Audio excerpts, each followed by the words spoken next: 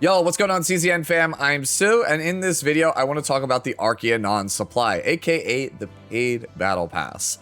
Now, if you're a longtime viewer of my content, you probably know me as the guy that never really talks about paid packs or the value of packs or is it worth it to buy the battle pass, because I'm a very thrifty gacha player.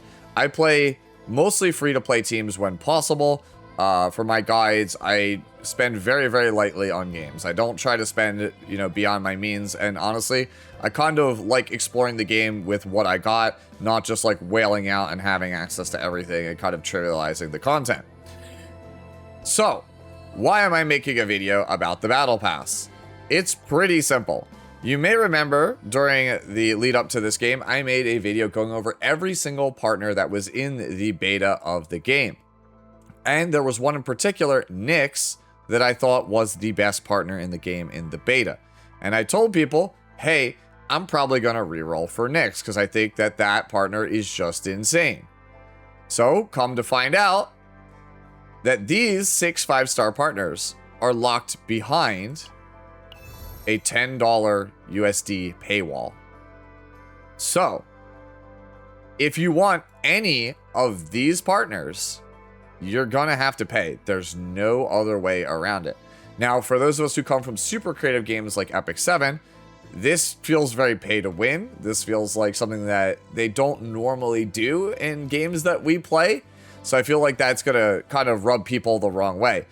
But for Hoyoverse games, or for games like Wuthering Waves, you guys are probably already used to this. You pay $10 for the Battle Pass, you get a weapon that's like a modest upgrade that kind of helps jumpstart your account in the early game. Yada, yada, yada, so on and so forth. That's pretty much what's going on here. That said, though, I think that these partners are quite a bit better than the light cones that they used to give for Honkai Star Rail or like the 4-star weapons in a game like Wuthering Waves, right? I think these are a lot better. How much better remains to be seen because, well, obviously I haven't bought it yet. I intend to buy it, but I haven't bought them yet.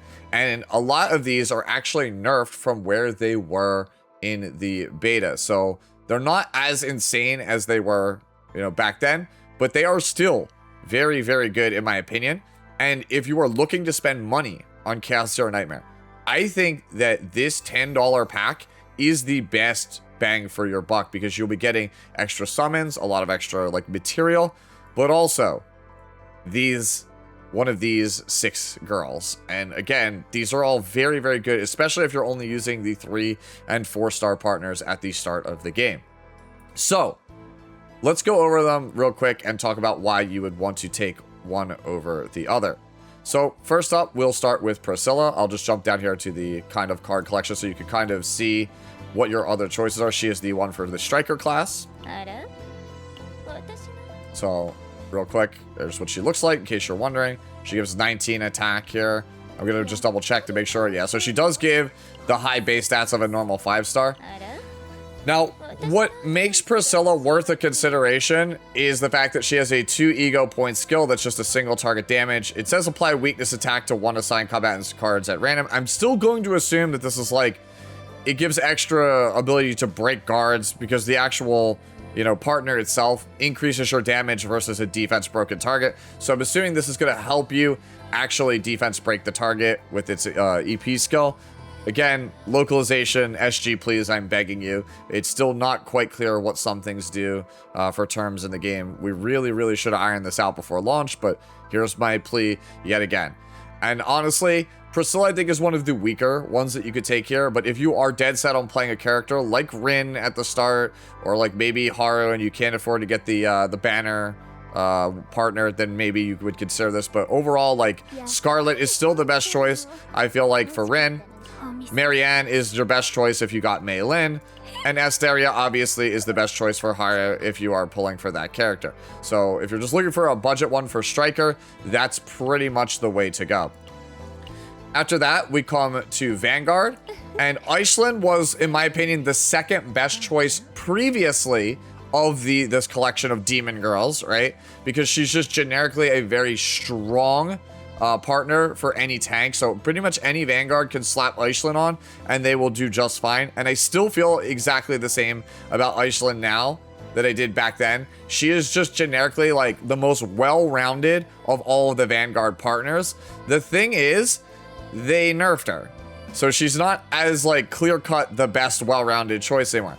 So the ego point skill on Enos' Guardian went up, so it's more expensive, and the shield you get was cut in half. So you still get the retained shield, which is very, very strong, but the actual initial shield value is massively reduced, which makes the character not quite as good as she was previously. So in the previous beta video breaking down the partners, Eishlen I thought was the clear overall choice, with Zeta being only really good if you're on Calliope, and Erica being the best choice for if you wanted to play an aggressive version of Magna or Maribel. Now, I think you have to consider Erica as a much higher priority for somebody like Magna and Maribel. And Eishlen is just kind of like a well-rounded choice overall, if that's what you're looking for. I think this is probably tied now for the second best of the collection of 6. But, again, it is still worse than it was in the beta. After that, we come to the Rangers, and Solia is exactly the same as she was in the actual beta. Just a solid Ranger partner if you're looking for that. If you're playing a lot of Rangers, this is still a decent pickup for you. Tina is still going to be your best option for somebody like Hugo, right? And then Marion is still really good for like Veronica or like Selena, right? Like, so these are still better in my opinion. The 5 stars Tina and Marion are better than Solia, but I do think Solia is still a solid overall choice. After that, we come to Hunter, right? And the one that you can get for the Battle Pass is Serithea. And I do think that this one is very, very good. It gives you the critical hit chance that you need for a character like Luke, which is very, very good. And then it's just a generic stat stick from there, right?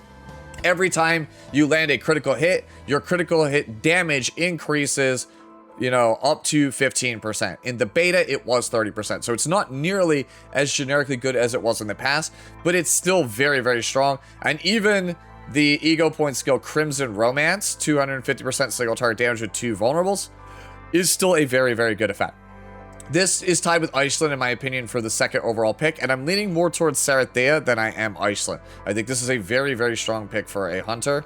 The other options that you have, Kiara is still better, in my opinion, for Renoa, at least for some builds. Not every build, some Renoa builds, Serithea might be better with. And then you have Janet, who I still think is better for a character like Luke, but the difference between what you're getting out of Janet and Kiara versus Serithea, I feel like is very, very minimal. And I feel like Serithea is very, very future-proof because it's just hard to not really want to play a partner that's giving you crit chance and crit damage, which are traditionally the most important stats for any damage dealer in a gacha game. So Serithea is a very, very high consideration from me. After that, we come to Psionic, and the Battle Pass one is Anteia. If you are somebody who is playing Tressa, this is pretty much your best in slot option. Like if you're trying to play Tressa, if that's your girl, then I would grab this thing. But if you're trying to play Charon, I still think that Bria is quite a bit better, right? And considering those are the only 2 Psionics in the game, that's pretty much your choice. You take Anteia if you can't get Bria yet for Charon, or if you just want to main Tressa and take that character as far as you possibly can, that's when you consider Anteia. Now, the big one here at the end is Nyx. So, Nyx, in my opinion, in the beta, was the best partner in the game, and it was not even particularly close, and that is because the actual passive, Resonance, does everything I want on my supporter. It increases my team's bulk, it increases my healer's ceiling, and it also increases my team's damage output. That is all still there at the exact same values that it was on Nyx in the beta. Now, what they did is they changed Errant Hurricane. Errant Hurricane used to be 3 ego points for the ability to discard up to 3 cards, then draw that many cards plus 2. So for example, you could discard 0 cards for 3 EP and draw 2. Now you can discard 3, or you can pay 4 EP to discard 0 and draw 1, which is not a great rate because the current going rate for card draw in Chaos Zero Nightmare is 2 EP for 1 card or 3 EP for 2 cards. But if you go 4 EP to discard multiple cards, right, like all 3, it's a draw 4. You still go +3 for 4 EP, which is pretty insane. That makes it basically on rate or even still slightly above rate. And that's to say nothing of the fact that there are certain characters like your K-Runs, like your Renoa, that want the ability to discard cards, right? Even Nia post rework is a discard outlet like synergy machine. So the combo potential on Errant Hurricane, despite it being an increased cost and you get one less card out of it, I think is just simply too high to pass up.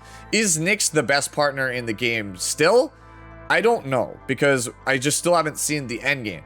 But in a game like this, when you have the ability to just get a +3 in terms of card advantage, it is very, very hard to overlook it. Right now, if we look at the other stuff here in the game, if I go over to Hunter real fast, I have Carity, right? And I play Renoa, and you would think that this is the 4-star for people that generate bullets. I'm still playing Yuri because Yuri's ego point is literally a draw 2. And this thing has been very, very good for me pretty much my entire time playing it. So I, as like a card game veteran, I have a really hard time believing that this is still not a meta artifact, especially when you consider that your other alternative for controllers is Noelle, that's only good for Orlea, right?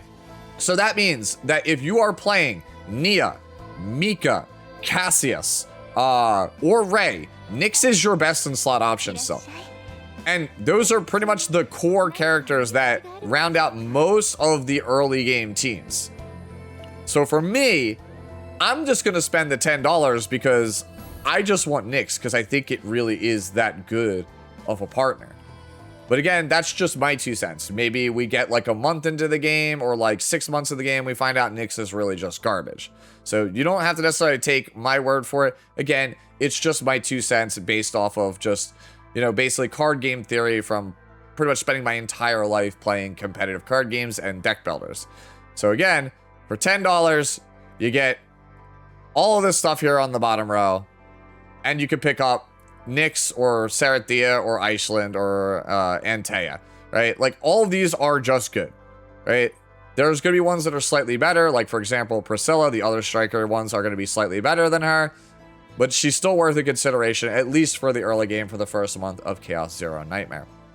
Anyways, that's going to do it for my breakdown of the Arkhianon supply and the 6 partners that you can choose from. If you still have any questions, feel free to kind of put them down there in the comment section. I'll be sure to try to answer them. And let me know also what other types of content you want to see for Chaos Zero Nightmare. I do have a day 1/early game team guide, you know, recommendation, because so many people were asking me last night on stream, coming very, very soon.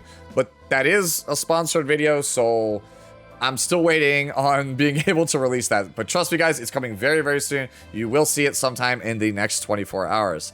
As always, enjoy the rest of your day, the rest of your week, and I'll catch you on the next one. Later now.